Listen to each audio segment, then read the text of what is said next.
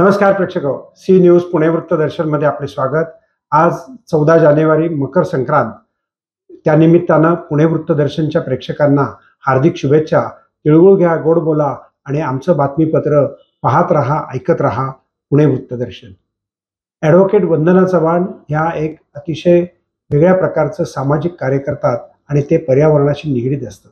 त्या राजकारणी आहेत, पुण्याच्या माजी महापौर होत्या, परंतु त्यांनी ग्रीन वॉरियरच्या निमित्तानं आता पुणे शहरामध्ये ज्या पद्धतीचं पर्यावरणाचं नासधूस चालली आहे ती दुरुस्त करण्याचा चंग बांधला आहे आणि त्याकरताच म्हणून त्यांनी ग्रीन वॉरियरच्या वतीनं एक योजना आखली आहे. जाणून घेऊयात नेमकी ही काय भूमिका. आपण very top elite schools of Pune 80 schools अर्थात त्याच्यात काही महानगरपालिकेच्या पण शाळा आहेत, अशा 80 स्कूल्स आपण निवडल्या आणि त्याच्यामधनं हा 6वी 7वी 8वी साठी पुणे क्लायमेट वॉरियर्स हा कार्यक्रम गेले 3 वर्ष चालू आहे. लकीली नागपूरनी आम्हाला विचारलं, सो नागपूरमध्ये एक 10-12 शाळा आहेत. सांगलीमध्ये कोणीतरी विचारलं तर त्यांनी एक 5-6 शाळा घेतलेल्या आहेत, परत 20 शाळा घेतलेल्या आहेत. असं ठिकठिकाणी हे चालू आहे. Last but not the list की पर्सनली आपण आपली लाईफस्टाईल चेंज केली पाहिजे. म्हणजे आताचे प्राईम मिनिस्टर साहेबांनी पण लाईफ हा उपक्रम चालू केला आहे, ज्याच्यामध्ये प्रत्येकाने आपला कार्बन फुटप्रिंट कमी करणं गरजेचं आहे. पण हे असून असं लक्षात येतं की अजूनही त्याबद्दल अवेअरनेस खूप कमी पडतो.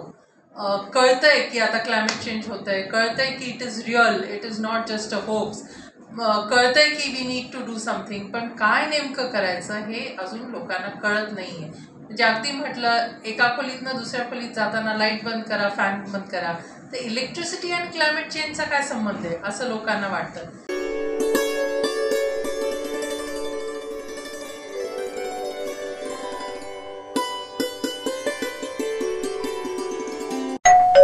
अहो उठा ना, ऑफिसला नाही का जायचं? अगं मला आज फ्रेशच वाटत नाही, काही करायची इच्छाच नाही. अहो मग तुम्ही आजपासूनच न्यू युनायटेड फार्मसीचे गुड मॉर्निंग चूर्ण घेणं सुरू करा. अपचन, मलावरोध, बद्धकोष्ठ, आम्लपित्त आणि पोटाच्या तक्रारींवर खात्रीशीर आयुर्वेदिक उपाय. गुड मॉर्निंग चूर्ण. 35 वर्षांपासून सगळ्यांच्या पसंतीचे गुड मॉर्निंग चूर्ण औषधांच्या प्रत्येक दुकानात मिळते.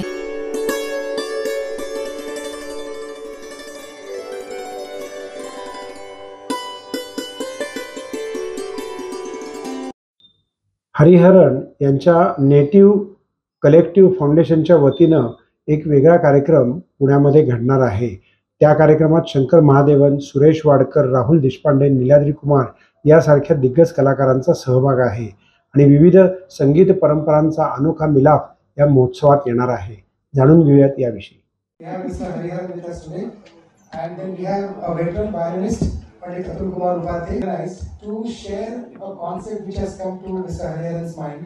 So we will request him first to share an opportunity where we can ask any questions that we wish to ask to Mr. Hariharan. Everybody from the press, yeah.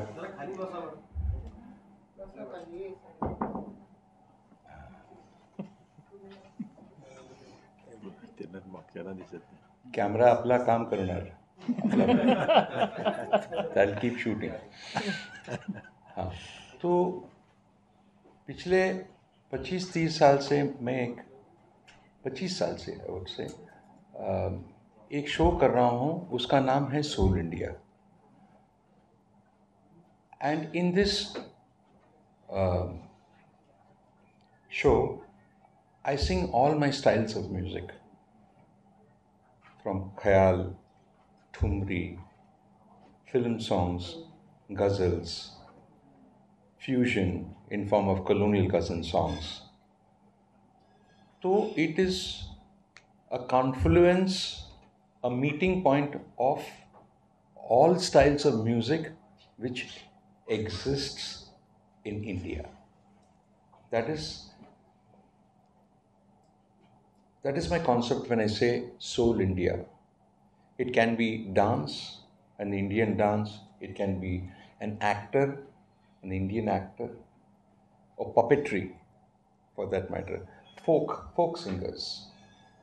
So all these things are a part of Soul India. All these artists, right from the classical artists to pop artists to Hindi funk to fusion to all these genres are included in Soul India. तो मैंने अभी तो गाते गाते 50 साल हो गया है मेरा, तो मैं सोचा कि इसको मैं कैसे आगे बढ़ाऊं।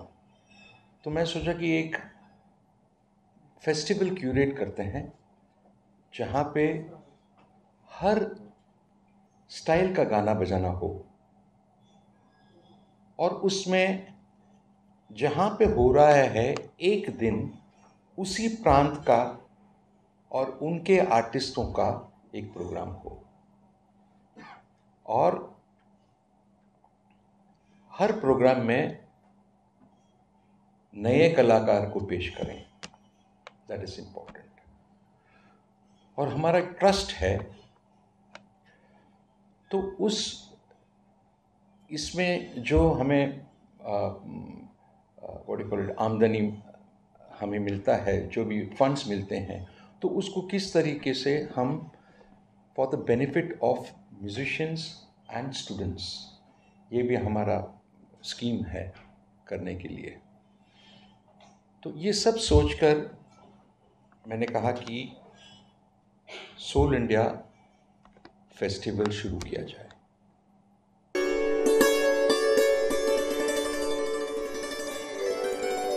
भावस्पर्शी काव्यातून घडलं हरित सृजनाचे दर्शन। सृजन फाउंडेशन यांचा 3 दिवसाचा सृजन महोत्सव सुरू झालाय। जाऊयात आपण या महोत्सव। आधी बीज एकले, बीज अंकुरले, रोप वाढले, बीज अंकुरले, रोप वाढले, बीज अंकुरले, रोप वाढले, आधी बीज एकले, एका बीजा पोटी, एका बीजा पोटी, तरु कोटी कोटी, तरु कोटी कोटी, एका बीजा पोटी, तरु कोटी कोटी, जन्म घेती सुमने फळे, कोटी जन्म घेती सुमने फळे, कोटी जन्म घेती सुमने फळे, आधी बीज एकले, आधी बीज एकले, आधी बीज एकले।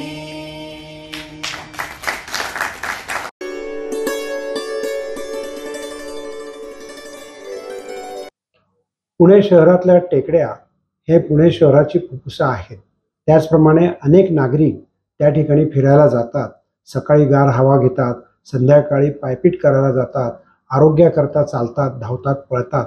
पण त्या ठिकाणी पर्यावरणाचा वेगळा संदर्भ जर आपण पाहिला तर तो पूर्णत्वास जात नाही आणि सुरक्षेचाही मुद्दा उपस्थित राहतो। याकरता चंद्रकांत दादा पाटील यांनी त्यात विशेष लक्ष। टेकड्या आहेत आणि त्या टेकड्या ह्या फॉरेस्टच्या अंडर येतात। त्या सगळ्याच टेकड्यांवर हळूहळू स्टेटस ज्याला म्हणू, वस्तुस्थिती काय आहे, क्षेत्र किती, झाडं किती, स्टाफ किती, काही दुर्घटना घडत आहेत का, असं करावं लागेल। आता माझा लगेचचा विषय असा होता की माझ्या 10 जून वाढदिवसाला 65 वर्ष पूर्ण होताना महाराष्ट्रामध्ये 65,000 झाडं लावण्याचा मी संकल्प केला।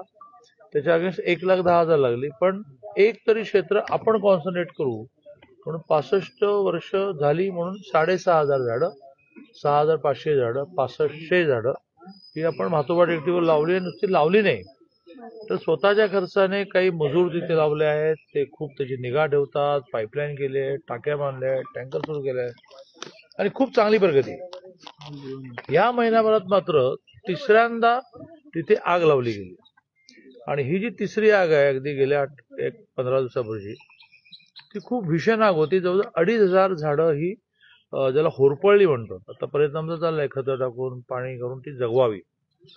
2,500 झाडं होरपळली। त्याच्यातून मग संतापून मी टेकडीवर गेलो, फॉरेस्ट अधिकारी, पोलीस अधिकारी, महानगरपालिका सगळे आले। मोठ्या प्रमाणात नागरिक स्वयंस्फूर्तीने खूप गोष्टी करतात, त्यांच्याशी आम्ही चर्चा केली आणि त्यातून असं ठरलं की बरोबर आठवड्याभराने फॉरेस्टच्या ऑफिसमध्ये एकत्र येऊ। तसं आम्ही आज एकत्र आलो आणि खूप सोल्युशन्स आता समोर आलेले आहेत. मग त्याच्यामध्ये एंट्री पॉईंटला क्लोज सर्किट टीव्ही लावणं असं एक सोल्युशन आलेलं आहे. 2च गार्ड आहेत ते 8 करायचे, अजून 6 वाढवायचे, अशा प्रकारची सूचना आलेली आहे. त्या सगळ्या गार्डना मोटरसायकल द्यायची, म्हणजे पूर्ण टेकडीवर मोटरसायकलमुळे ते फिरते राहतील. फिरते राहण्याचा परिणाम म्हणून एक सायकोलॉजिकल फिअर, एक अदृश्य भीती निर्माण झाली की फिरतायत, सापडू आपण कुठेतरी.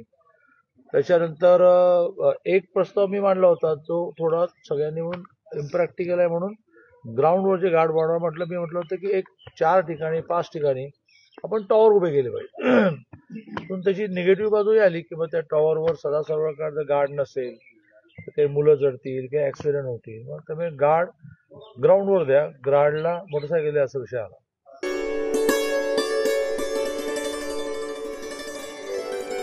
नमस्कार प्रेक्षको, सी न्यूज पुणे वृत्तदर्शनमध्ये आपले स्वागत. पुणे शहराचा पर्यावरण समतोल बिघडत चालला आहे असं गेले अनेक वर्ष सामाजिक कार्यकर्त्या आणि भारताच्या राज्यसभेच्या 2 टर्म असलेल्या खासदार वंदना चव्हाण यांनी चिंता व्यक्त करतायत. पण त्याकरता ठोस उपाययोजना करण्याकरता सरकारला त्या जागं करतायत. कारण हा एकट्याचं काम नाही आणि हे काम आपल्या सर्वांचं आहे. आणि ह्यात जर आपण पर्यावरणाचं रक्षण केलं नाही तर भावी पिढी आपलेच मुलाबाळांना, नातवांना शुद्ध हवा मिळायचा मार्ग बंद होईल. आजच सकाळी आपण फिरायला जर कुठे गेलात किंवा उद्या जाऊ शकता, परवा जाऊ शकता, तर धुकं असतं आणि त्या धुक्याचा जर सॅम्पल केला तर त्यामध्ये धुळीचे कण असतात. लोकसंख्या वाढतीये, मानवी वस्ती वाढतीये, निवासाची गरज वाढतीये, पण त्याचबरोबर शहराचं शहरीकरण, विद्रुपीकरण होतंय आणि निसर्गाचा ऱ्हास होतोय. तेव्हा वेळीच जागा होऊन आपण पर्यावरणाच्या या रक्षणाला साथ देऊयात, आपली भावी पिढी सुरक्षित ठेवूयात.